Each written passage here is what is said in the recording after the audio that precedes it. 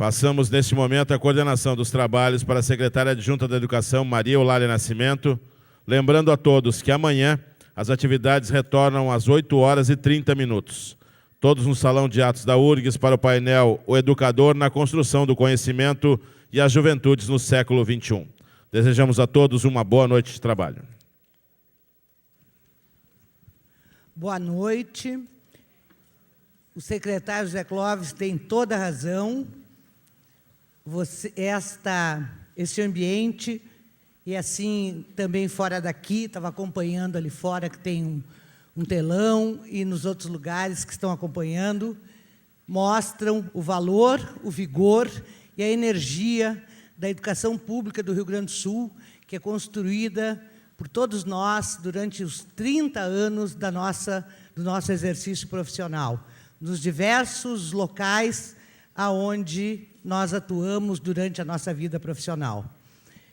Quero, junto com a Simone, partilhar a alegria de estar nessa mesa composta pelo professor, pelo sociólogo Michel Maffesoli e pelo nosso jornalista, professor, um cidadão que participa ativamente da nossa vida social, econômica, política, o Juremir Machado. Sejam muito bem-vindos.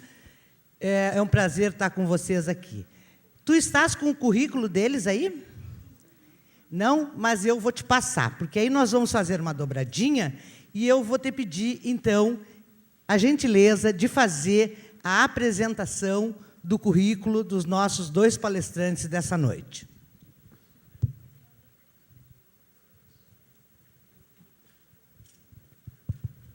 Boa noite a todos e a todas. Primeiro, externalizar a alegria de estar aqui, né? E reforçar o agradecimento ao colega Luiz Armando Gandim, que foi o grande articulador desse evento, né? Nosso colega da Faculdade de Educação, que eu tenho sempre dito para o Gandim, vai, né? Vai, Gandim, isso. Porque eu acho que uma boa gestora faz isso, né? Possibilita que os colegas tenham os seus caminhos abertos, né? E o Gandim, que é o grande responsável pela articulação da Faculdade de Educação nesse evento aqui. Bom, então, o professor Michel Maffesoli é sociólogo francês, professor da Universidade René Descartes, de Paris 5, da Sorbonne, e diretor do Centro de Estudos do Atual e do Cotidiano. É um dos principais especialistas mundiais desse assunto, né, da questão da juventude, que é o mote do nosso evento. Autor de vários livros sobre sociologia do presente, entre os quais a violência totalitária, a conquista do presente, a transfiguração do político, a tribalização do mundo, a contemplação do mundo e o instante eterno. Maffesoli recuperou a tradição de Gaston Bachelard e de Hubert Durand quanto à importância do imaginário na construção da realidade. São focos centrais em sua pesquisa: sociologia do cotidiano, análise sobre a pós-modernidade, mudanças de valores ocorridas na passagem da modernidade para a pós-modernidade, temporalidades da experiência social, relações entre estética e vida social, diálogo com as sociologias compreensivas, fenomenológicas e hermenêuticas.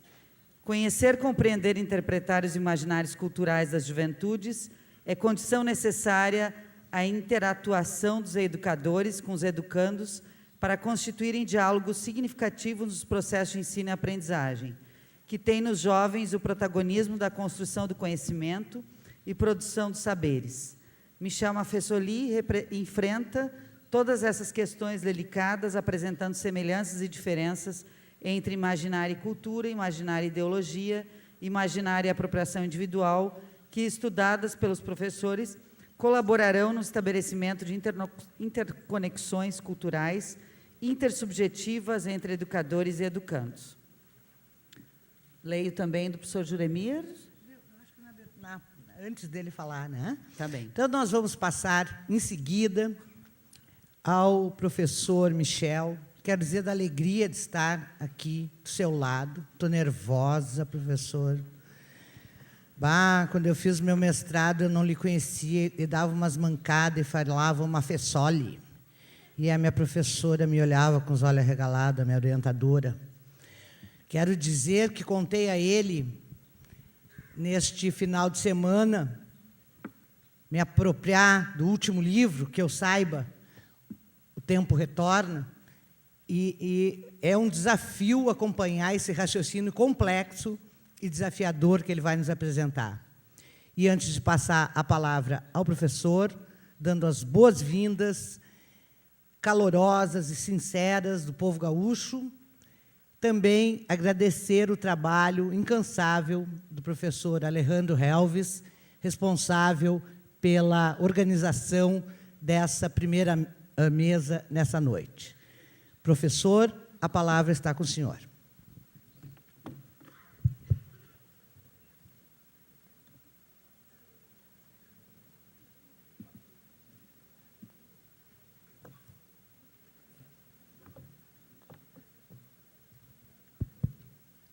Bien, je vous remercie Bom, eu agradeço de ces mots d'accueil. todas essas palavras de acolhimento. Et en fait, par rapport à ce que vous venez de dire, Madame la secrétaire d'État adjointe, le défi, il est pour moi, puisque je dois essayer de répondre à un sujet qui est un sujet fort complexe, devant toute une série de professionnels. Et en effet, je n'ai qu'à dire quelques petites choses un peu théoriques. Je ne sais pas comment cela pourra passer.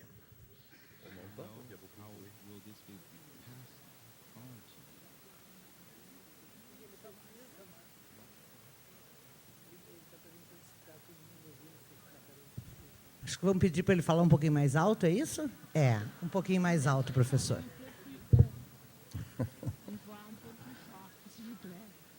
Ça va comme ça? Je parle toujours très doucement, très lentement. Mais c'est une bonne attitude pour un bon professeur.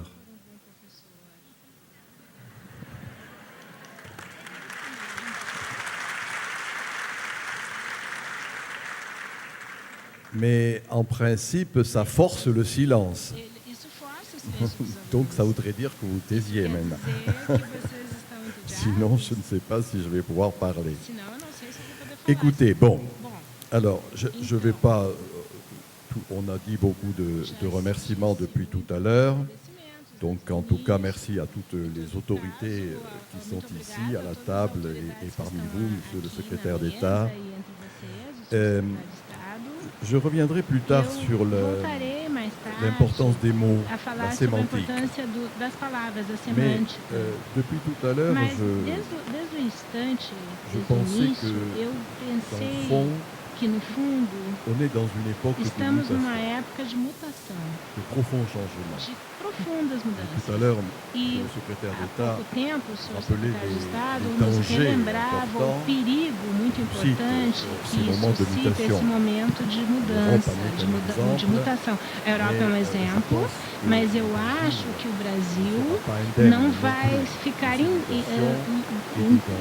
longe dessas mutações e desses desafios. Ele não vai deixar de passar por isso. Nesse momento de grande mudança, nós não podemos nos contentar apenas repetir sistemas. E, além disso, nesse ponto de vista, o título desse encontro é muito interessante, porque vocês não falam colóquio, vocês não falam simpósio, vocês não dizem congresso, vocês disseram seminário. E o que é próprio ao seminário, no seu sentido etimológico, e eu quero me desculpar, eu faço o seguinte, seguido referências ao latim, quer dizer semente, o grão que a gente lança, coisa que não está bem definida, coisas que enviam a hipóteses, e são essas hipóteses, algumas dessas hipóteses, que eu gostaria de fazer, que eu gostaria de deixar para a reflexão de vocês, porque nós estamos talvez num momento que tem que levar as coisas à nossa meditação. Não é apenas numa dimensão puramente racional.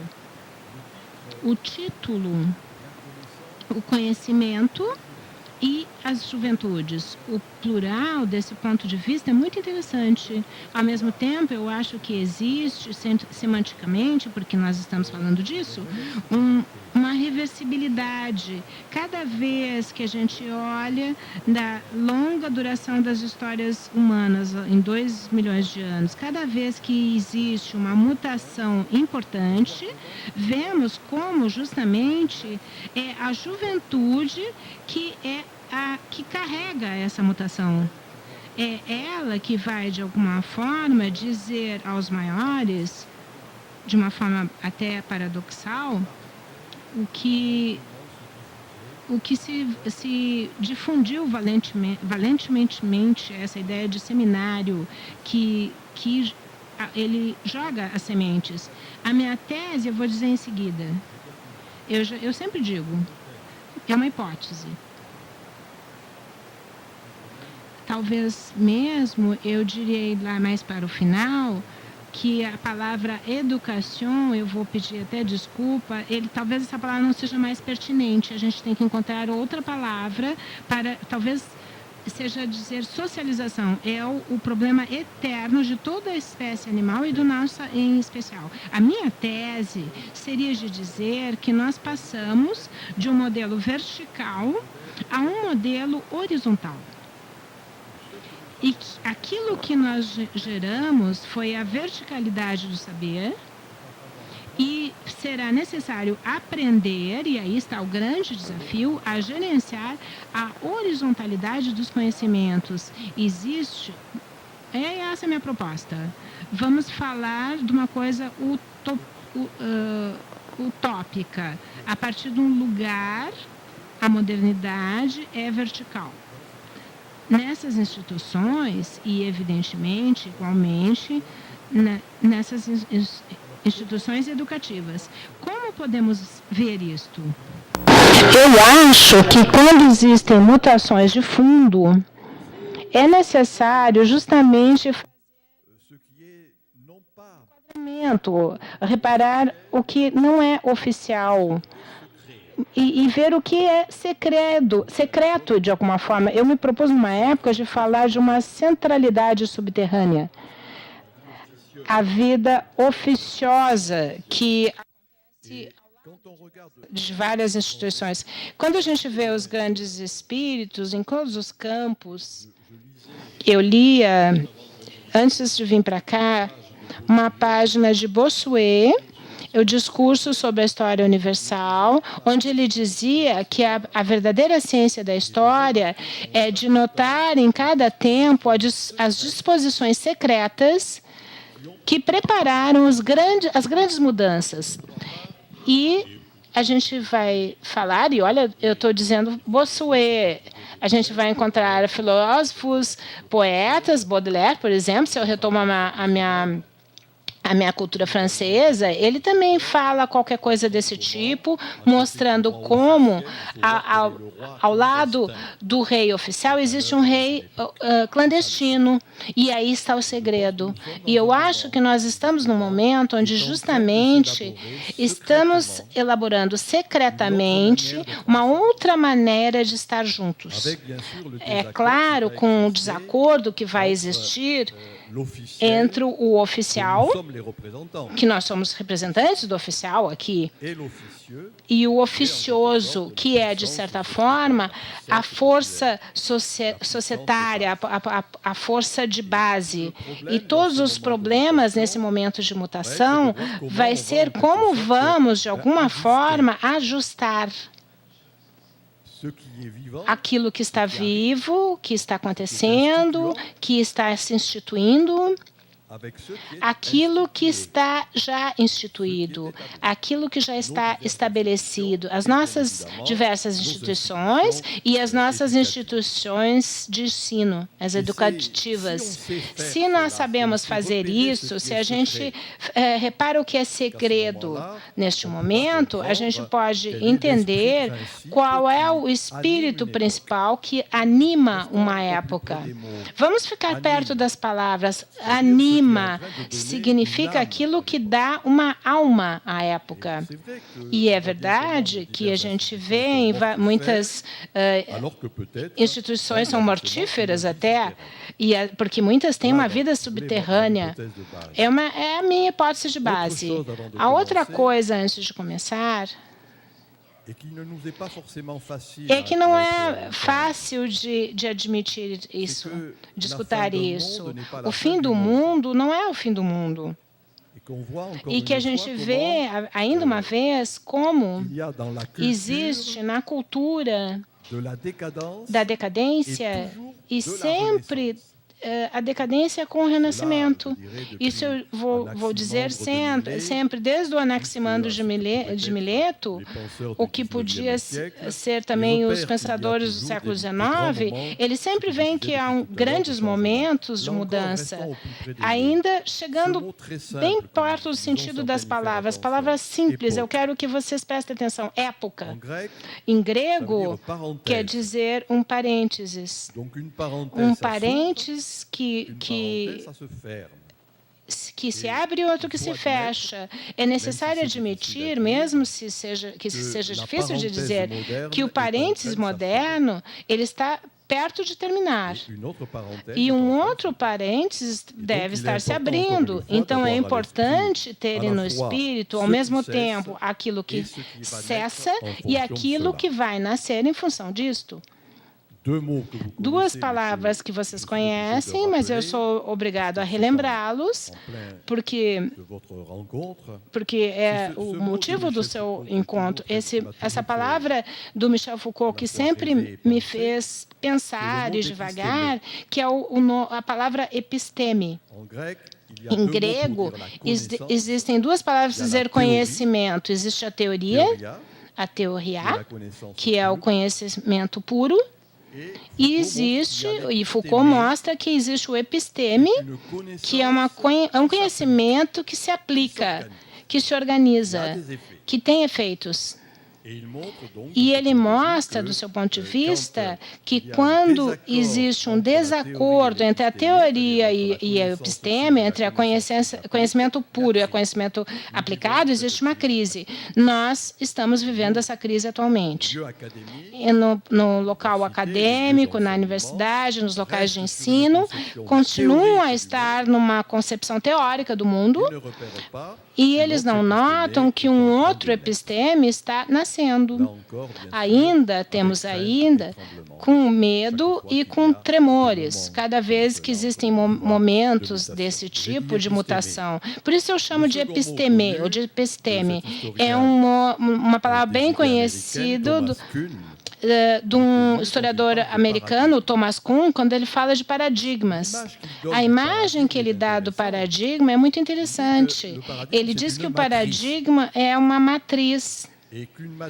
E que é uma matriz que pode ser, durante o momento, ela é fecunda, mas ela pode se tornar estéril, infecunda. E, de alguma forma, quando a gente olha essa longa duração, a gente vê bem como a matriz que constituiu a modernidade, com os grandes valores, isso é inegável dessa modernidade, ela pôde ter uma fecundidade própria e como... essa é a minha hipótese, ela se torna totalmente estéril, infecunda, mesmo se ela continua a existir nas nossas instituições. O que eu disse é próprio das nossas instituições educativas em particular. É de continuar alguma coisa que não existe mais, ou que não esteja mais viva. Nós não temos mais poder de atrair, nós não vamos mais mobilizar as energias juvenis. Isso é um problema. Então, é a partir daí que eu vou fazer, em 2 tempos, uma proposição, que será um diagnóstico, e, no segundo momento, que será um prognóstico. Se eu vou dizer de termos mais fáceis, nós vamos ver longe no passado para ver longe no futuro, para ver de onde a gente vem, o que constitui o paradigma moderno, ou o episteme moderno. E eu falo moderno, aquilo que vai começar com o século XVII, e a título justo, o senhor secretário de Estado nos lembrou aquilo que é o grande modelo cartesiano, que eu sempre penso. Ele é fundamentalmente o paradigma moderno que vai se repousar essencialmente sobre a prevalência do cognitivo. Eu não tenho medo de dizer já que essa prevalência do cognitivo é uma concepção esquizofrênica do mundo. Fundamentalmente, no seu sentido etimológico, ela se repousa sobre um corte, uma coisa que existe, o corpo e o espírito, a natureza e a cultura.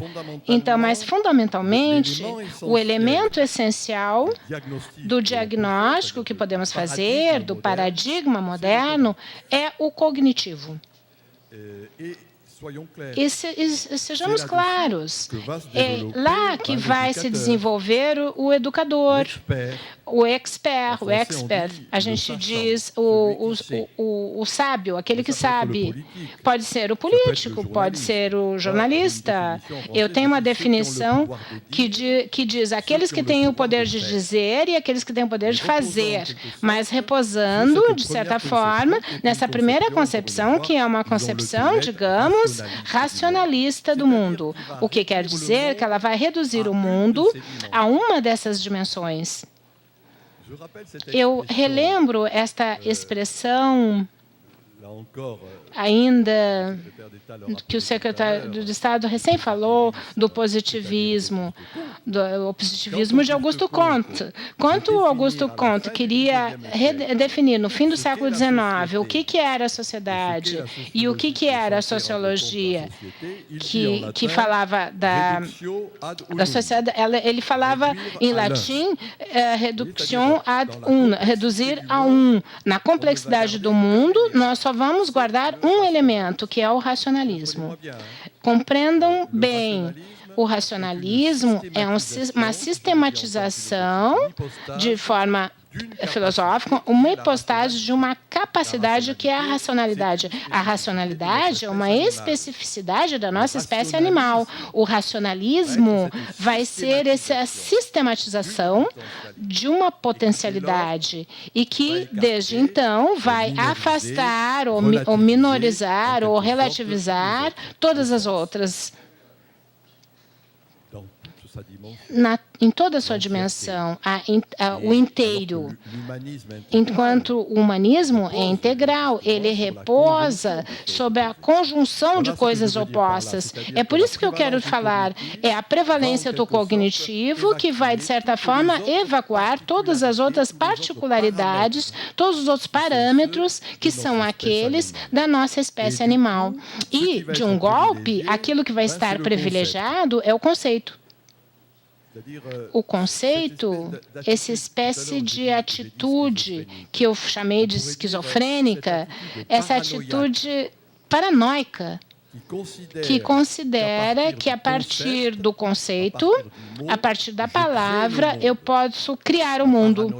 A paranoia, no seu sentido etimológico, paranoia em grego, aquele que pensa para fora. A partir de uma definição abstrata, o conceito que ele elabora, ele acha que cria o mundo inteiro. É isso. é uma coisa que vai ser concretamente prevalente do cognitivo. O Max Weber é um sociólogo alemão, economista, jurista.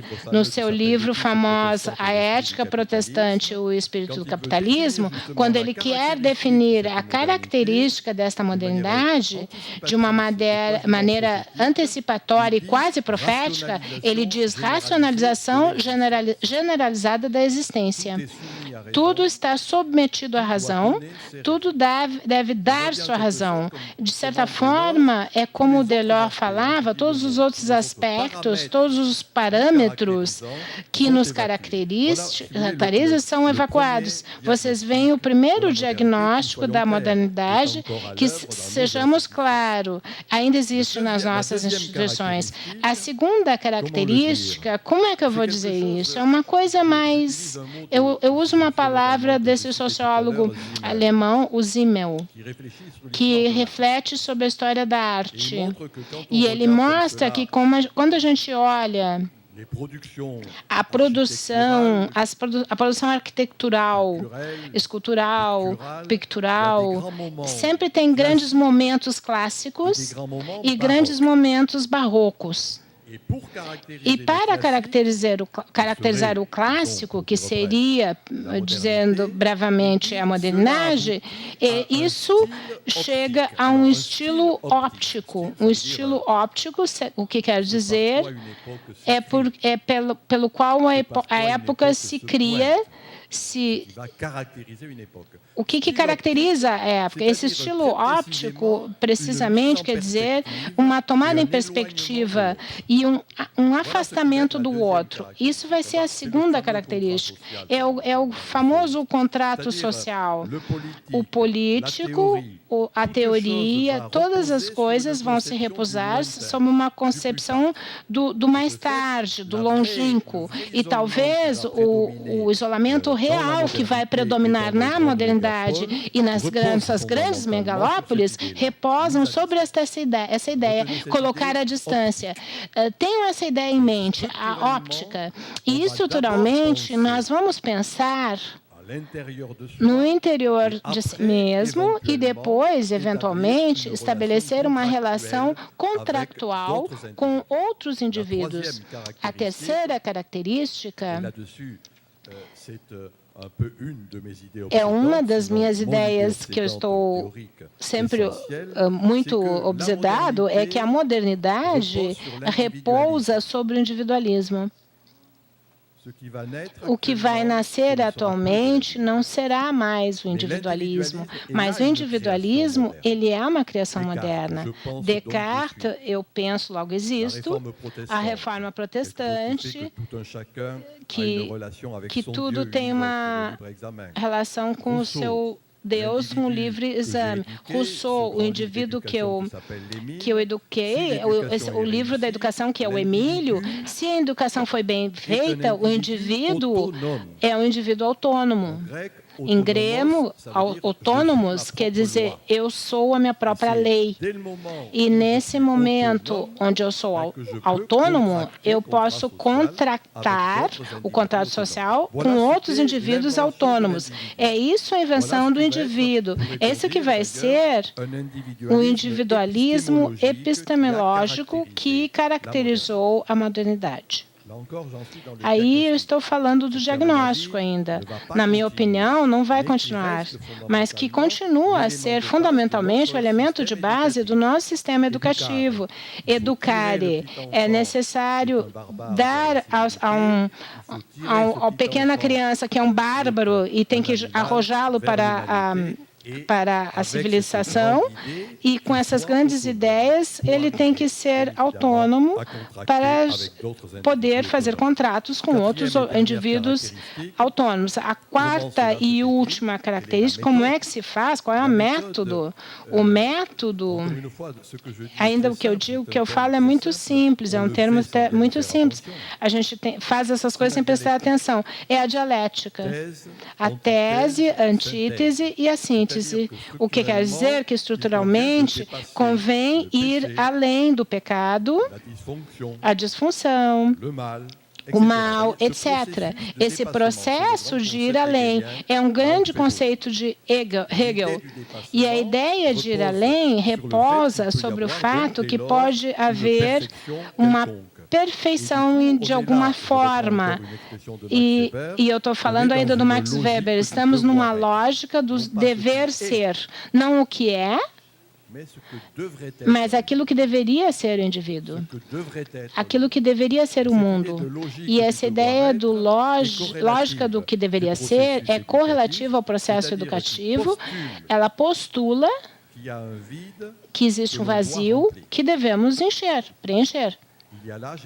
E existe esse animal que é necessário jogar para a humanidade, esse bárbaro que temos que jogar para a civilização. E é assim que a gente pensa a educação. A correlação de tudo isto é que, nesse vasto processo, a tecnologia teve como consequência colocar em distância as outras coisas da natureza. Em francês, eu digo, houve uma refrigeração do mundo. O mundo que perde o que era o seu calor, o que faz com que é uma ideia que o Sartre desenvolveu bem quando ele fala da serialidade. É uma solidão gregária das nossas grandes megalópolis. É uma solidão gregária. Então, se vocês quiserem, se eu falo em diagnóstico, aquilo que constituiu, e eu vou mais uma vez retomar essa expressão do Max Weber, que chegou ao desencanto do mundo. Globalmente, esse mundo que era um mundo vivo, progressivamente se tornou